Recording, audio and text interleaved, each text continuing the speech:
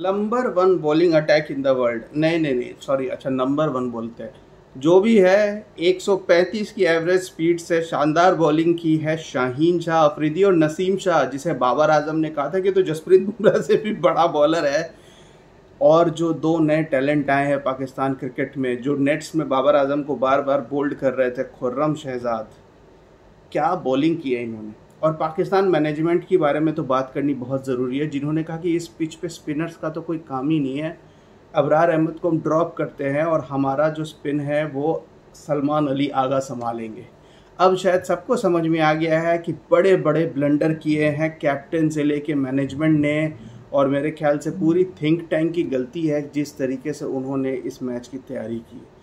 Rawalpindi pitch जो देखने में तो बहुत ग्रीन लग रही थी, लेकिन 2 दिनों में वो अपने वापस असली रंग में आ गई है और एक फ्लैट बैटिंग ट्रैक निकली है।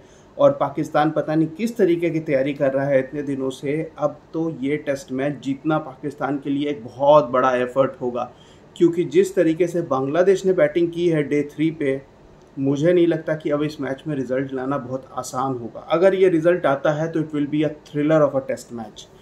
फ्रैंकली अगर पूरे दिन की बात करें तो कुछ बांग्लादेश के बैट्समैन जैसे जाकिर हसन और शांतो ने अपने विकेट फेंके, वो थोड़ा स्लो भी खेल रहे थे और वो बहुत ज़्यादा एडवांटेज ले नहीं पाए इस पिच का। लेकिन शदमान इस्लाम ने ज़बरदस्त बैटिंग की, एक 93 का स्कोर बनाया और बहुत अनफॉर्चुनेट थे कि उनकी 100 मिस हुई।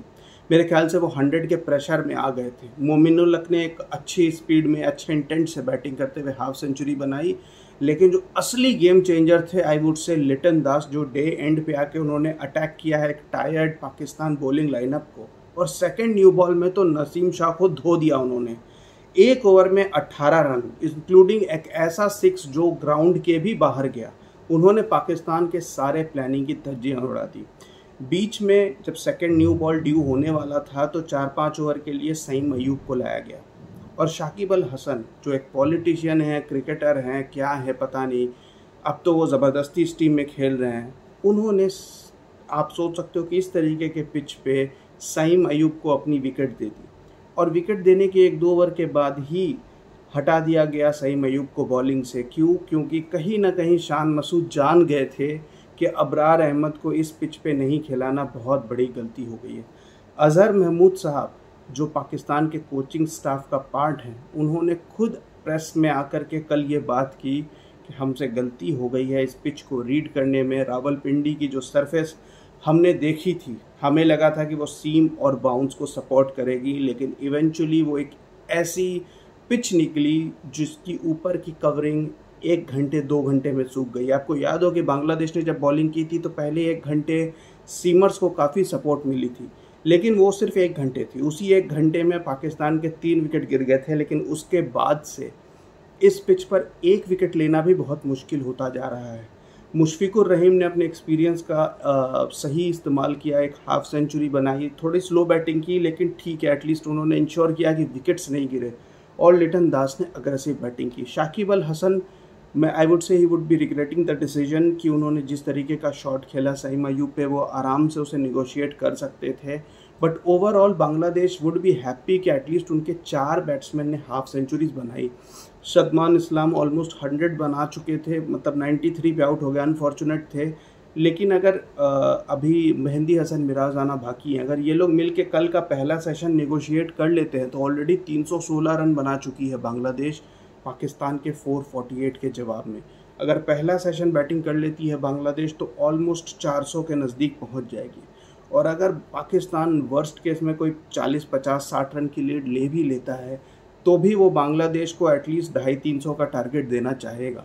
वैसे केस में बांग्लादेश के पास बड़े आराम से सिर्फ आखिरी दिन का टाइम होगा निगोशिएट करने के लिए, और मेरे ख्याल से Bangladesh would be very happy अगर वो एक ड्रॉ से निकल जाए। लेकिन पाकिस्तान के लिए अनफॉर्चुनेट न्यूज़ ये है कि अगला टेस्ट मैच भी उन्होंने रावलपिंडी में ही शिफ्ट किया है, जहाँ इतने महीनों में इतनी तैयारी के बाद ये पिच नहीं बदल पाए।